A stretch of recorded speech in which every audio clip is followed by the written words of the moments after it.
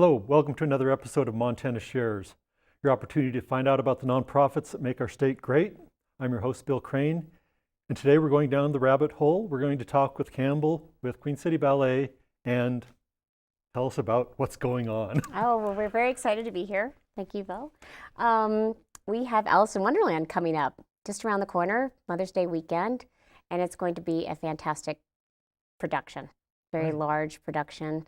And so we came today to talk to you about that. I think it's the most colorful set we've done here. Yes. So how big is this going to get multiplied by for the show? It's huge. It's a cast of over 60 dancers wow. and over 200 costumes and tremendous sets. It's a show that I've shared with a friend of mine from Denver, and so all the sets and costumes were brought up from Denver. And the Cheshire Cat, for instance, is a 8-person puppet, similar to like the puppets from The Lion King. Wrap my mind around that. It's Yeah. an 8-person puppet. Yeah. Okay. So it's worked by dancers, and so it's pretty phenomenal. And So- does one so- person do the mouth, the grin? So no, one person is the head and Okay. the tail, but it walks on stage and it fills the Okay. stage. So it's pretty neat. It's and all the backdrops are over 75 projections. So it's not a backdrop, it's like a movie. So you see the scenes, the cards falling and her going down the rabbit hole, and it's really remarkable. So it's going to be something that Helena's never seen before. I was just going to say it's a first for Helena. Yeah, it is, yes. And the whole premise of Alice in Wonderland is such an exciting, intriguing story that it's going to be a great ballet. It is. It was first done as it was first done as a movie, of course, in 1903, but it was a first story like in the late 1800s. But where I did with Houston Ballet, Ben Stevenson did a ballet, I believe in like the early 90s of Alice in Wonderland. But the one that people think of now as kind of the Royal Ballet did the version of Alice in Wonderland in 2011 or something like that. And when I did Alice in Wonderland as well in Helena in 2003 and in 2005, but when I saw the Royal Ballet's version of Alice in Wonderland in 2011, I felt that if I did it again, that I wanted to do it on a much grander scale. And that was going to be very, very, very costly. And it's been, a big process with the nonprofit, and thanks to the Queen City Ballet Company and our board of directors, as well as the help with Montana Shares, we've gotten to the point where we could, get the funds to do a big production, and also in collaboration with the International Youth Ballet in Denver to use their sets and costumes and choreography and things like that. So we've had them come up and set the ballet, and I'm using some of my choreography from my original show, but their sets and costumes. And the Civic Center just got the projector that is the movie theater quality projector, so that enabled us to be able to do that as well. So there are a lot of things that just fell into place that made it the right timing to do Alice in Wonderland. So. Okay. And so there was a question. I'm just going to say Yeah, I lost okay. it. So we'll just go back to you. Okay. Tell us more about the show, and I'll see if it comes back to me. Oh, okay. Well, the show is based on the book, and the book was just really revolutionary, and just changed children's literary history, and so it just made everything from being kind of moralizing, and do this, do that, to everything's nonsensical.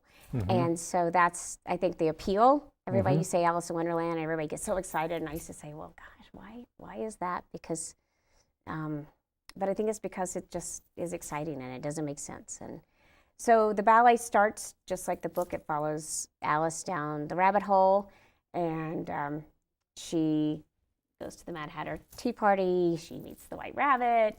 She meets the Caterpillar. And then in Act 2, she goes on and meets the Queen of Hearts and the croquet game and the flamingos. And it's just Sounds a lot exciting. there's a caucus race and then Right. Act 1. And so it's just so many different scenes, and the flowers dance. And it's, since there wasn't really music for this ballet, it's not like Tchaikovsky was commissioned to do a score for Alice in Wonderland. So when I did the ballet, I found a lot of music that inspired me from Grieg's Peer Gynt, which is a beautiful score. And when my friend Mark Carlson in Denver was doing Alice in Wonderland last year and choreographing it and had been commissioned to do it, he called me and he said, I'm looking for a lot of music. What did you do? And I said, well, I used a lot of this. So I helped him with his music on his show last year when I wasn't even there. So a lot of the music is music I did use in my show. And so the music is very diverse, and some music you'll recognize, some not. But so that's that. So Okay. Well, it's 2 acts. It's a ballet in 2 acts, and very, fast-paced and interesting, and lots of sets and costumes, and Let's make sure everyone gets the details of sure. it one time. Maybe we touch on it again Okay. at the end, but we're talking May 11th and 12th, correct? Correct. Mother's Day weekend, a great way to go celebrate Mother's Day. Take out your mother or grandmother or friends and to brunch, and then go to the ballet. Okay. And it's at the Civic Center. There will be a 7:30 show on Saturday the 11th and a 2 o'clock show on Sunday the 12th. Okay. And Tickets? tickets are going to be available at queencityballet.com.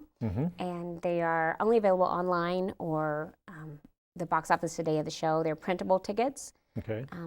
through a ticketing company. So I encourage you to go to queencityballet.com soon. And we're expecting this to be a very big turnout.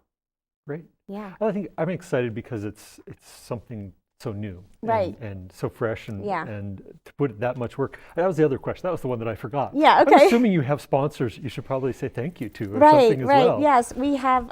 We've had some season sponsors that I definitely would like to thank Dr. Sri Valenki and Scott Knudsen and some other sponsors that helped us with Nutcracker. We've had, Queen City Ballet Company does. Our flagship, of course, is the Nutcracker that we do before Thanksgiving.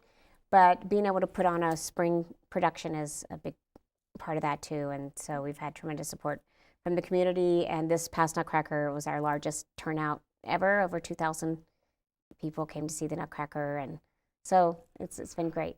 I think this should be a 2000. Yeah, I do too. show I as would like to well. do. I I would think like to this do is- 3 shows because it's so fantastic. So Right. For the amount of work and all it the stuff is. that you're bringing in for it, it should. Yes. Everyone should go out and it see really this. 'Cause is it's going to not- be great. It this really isn't is. every year. It's It's unique. not. It is unique. It is unique. And Right.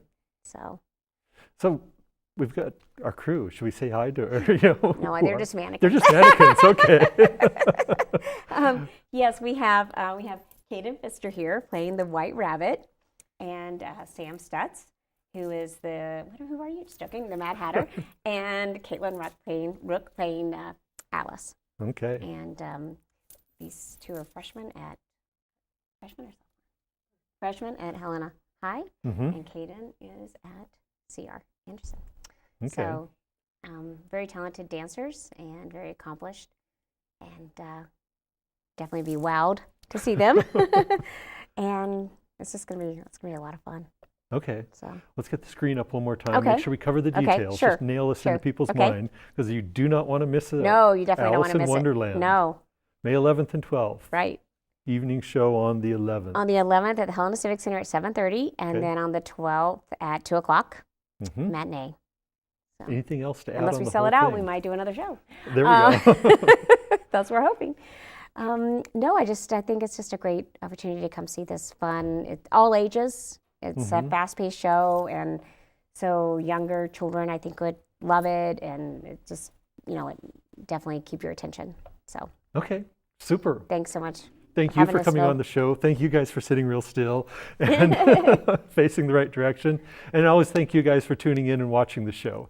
Have a great time.